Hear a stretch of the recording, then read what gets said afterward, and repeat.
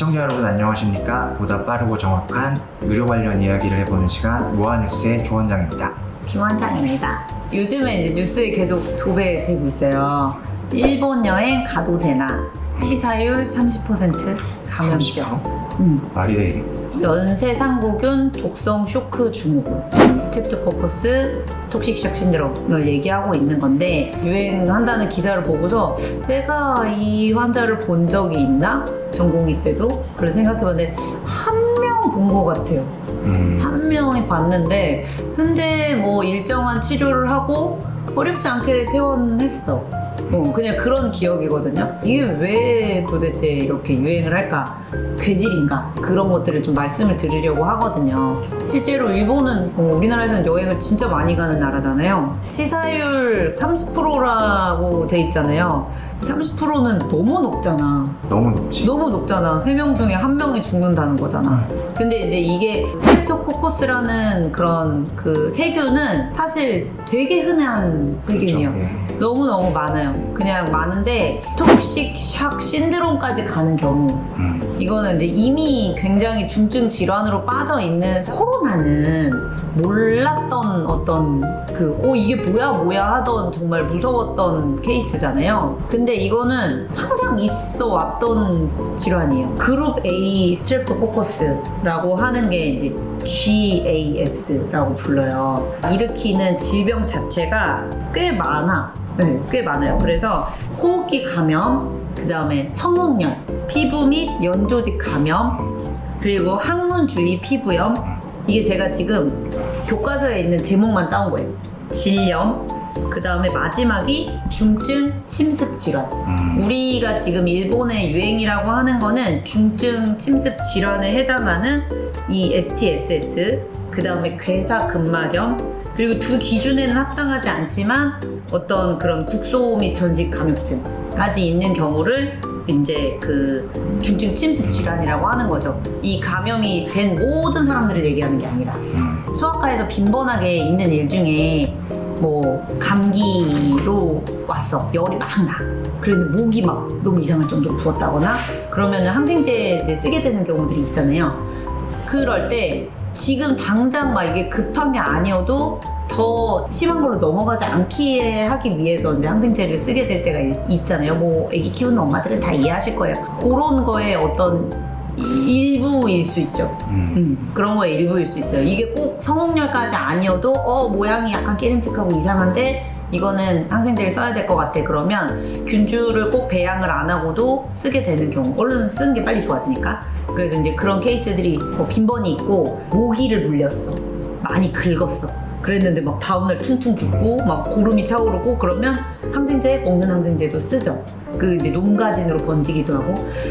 처음 시작은 미약했으나 그게 이제 막 번지면 2배, 3배 이제 더 큰 일이 될 수 있으니까 항생제를 쓰기도 해요. 그런 것들이 다 스트립토코커스가 일으키는 일이에요. 근데 여기서 말하는 이 독성 쇼크 증후군이라는 거는 일단 고열이 동반이 되고 저혈압, 뭐 빈맥 하는 쇼크 증상까지 가는 그런 것들을 포함하는 중증 질환을 의미하게 됩니다. 다른 질환들이랑 감별하기가 되게 어려울 수 있죠. 왜냐하면 그냥 처음에 걸렸는데 이거 가지고 이렇게 되겠어? 그치. 목 아프고 열 나고 뭐 감기인가? 뭐 하기도 하고, 정말 많이 뭐 이제 몸살이랑 다 있어. 독감인가? 막 이제 여러 가지랑 이제 겹치는 감별 진단들이 되게 필요한 상태니까, 그것 때문에 이제 조금 시간이 끌어지거나 갑자기 이제 안 좋은 다발성 장기 부정으로 가거나 그런 케이스들이 지금 생겨서 문제인 것 같습니다. 도대체 왜 그러면 여태 있던 게 왜 이렇게 요즘 난리?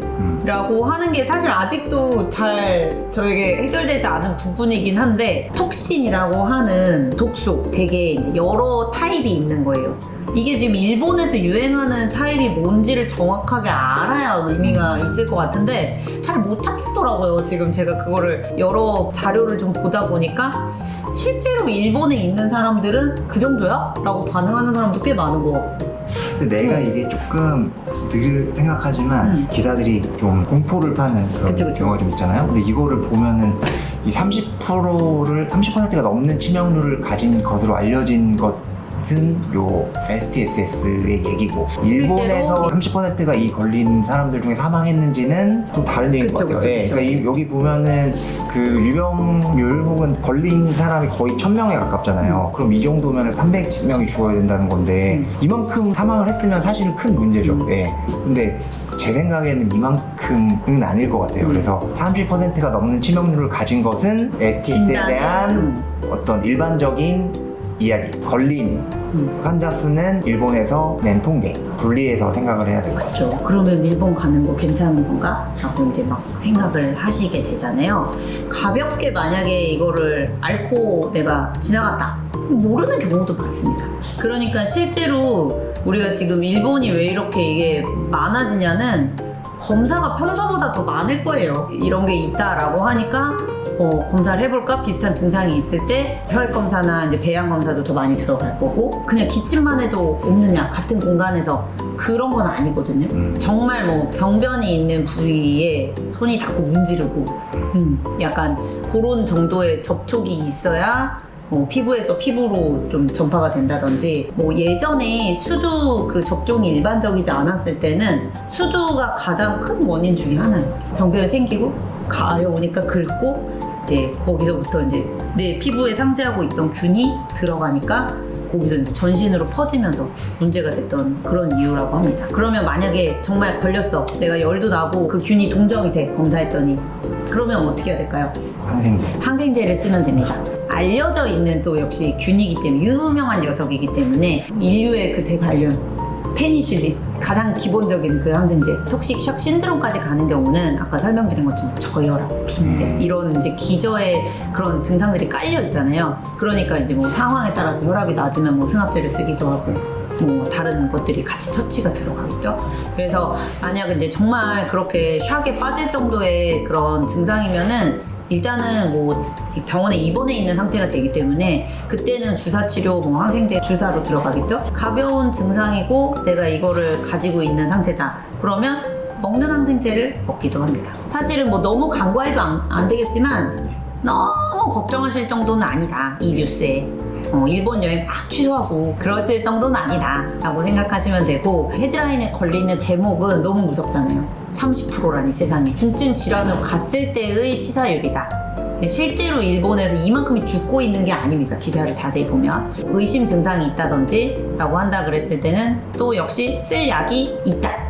청결하게 손 씻고 위생을 깨끗이. 넓은 말이긴 한데 이상한 데 가지 않기? 그렇지.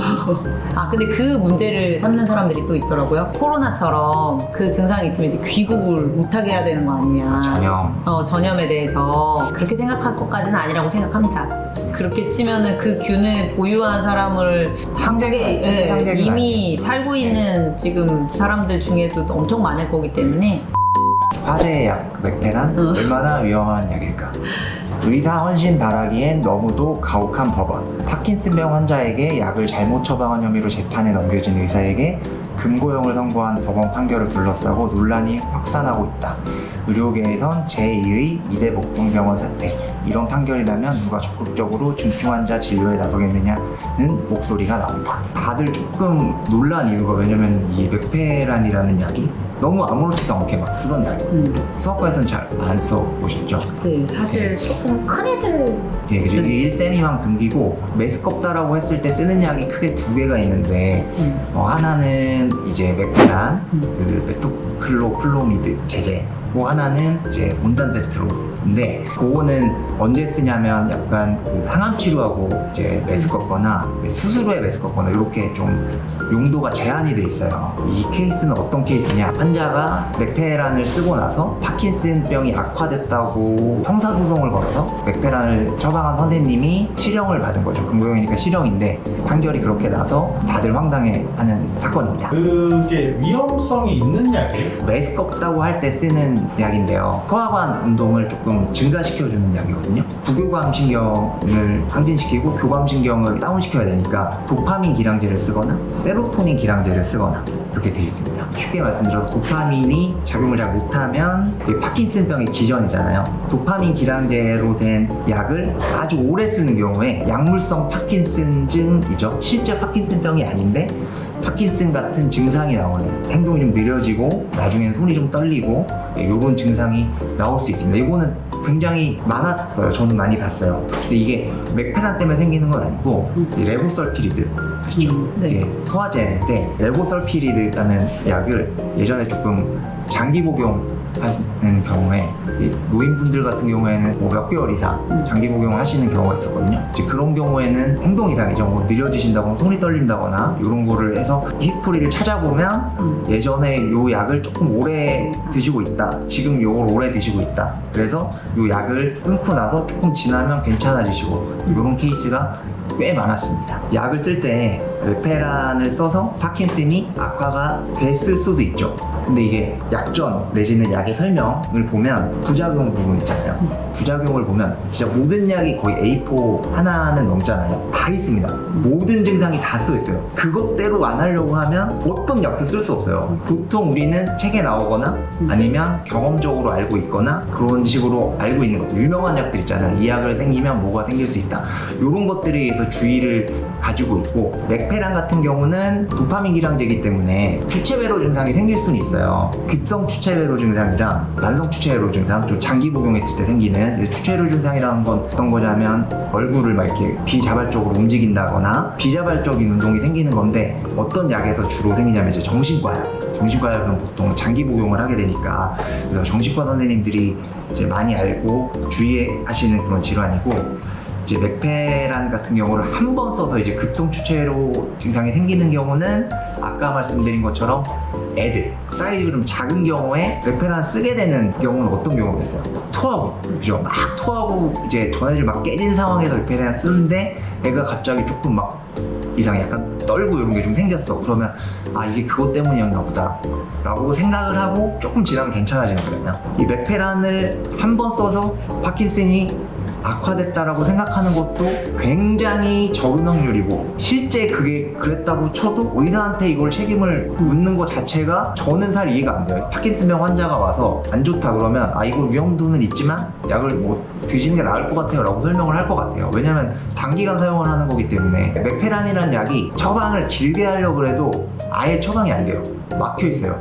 네, 일주일 미만으로 쓰게 막혀 있기 때문에 저는 이 약이 환자 병세를 악화시키는데 실제로 그렇게 큰 역할을 하지는 않았을 거라고 저는 생각을 합니다. 병력 청취. 아, 그치. 병력 청취에서 앓고 계시는 질환이 있나요? 라고 했을 때 이제 그 파킨슨병을 앓고 있습니다 라고 정확하게 이게 커뮤니케이션이 됐는지가 정확하지 않은 것 같아요. 기사가 잘 안 네. 나있지. 병력 청취를 막 할 만큼 그치. 그렇게 막 중요하게 부작용을 막 걱정하고 쓰는 약이 아니에요. 구토를 막 하는 할머니지 뭐 메스커 그러면 딴 걸 뭘 줬었어야 됐나는 없습니다. 없지. 네.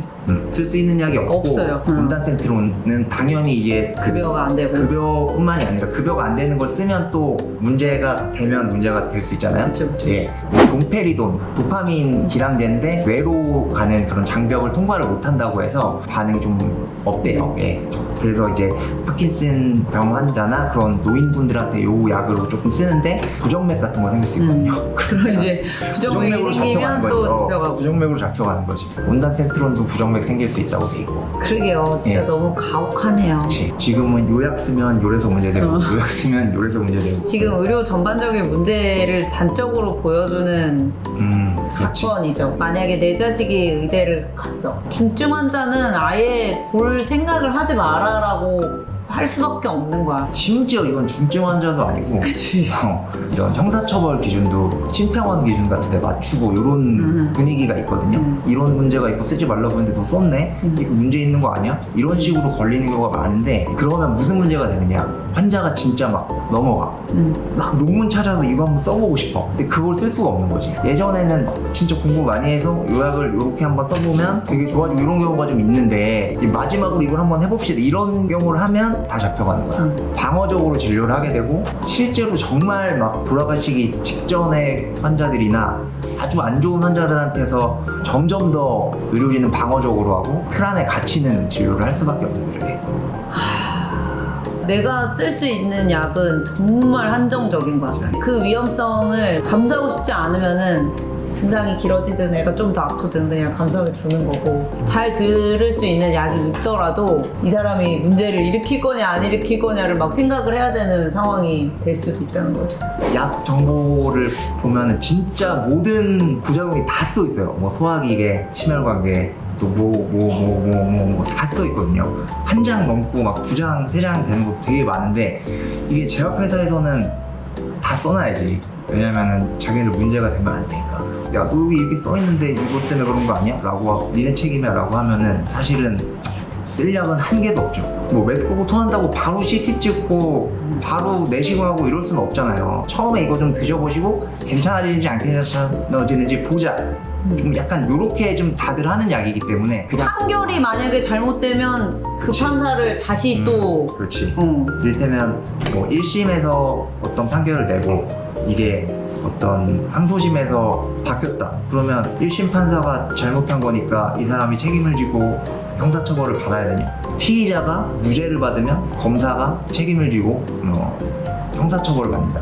이런 것과 비슷한 논리가 지금 의료행위를 하는 데는 형성돼 있어요. 이런 판결 하나하나가 의료진들이 굉장히 점점 더 방어적으로 이제 진료를 하게 되거든요. 환자들한테 뭘 더 안 해주게 되기 때문에, 왜냐면 안 하면 안 할수록 안전해지는 거여서 그런 분위기가 점점 더 생기면 결국은 정말 안 좋은 환자들이 양질의 의료를 받지 못하는 그런 일이 생길 수밖에 없다. 맥페란 써서 이게 잘못됐다는 것도 믿기지 않지만 맥페란을 써서 잘못됐다고 해서 이게 엄청난 문제인가?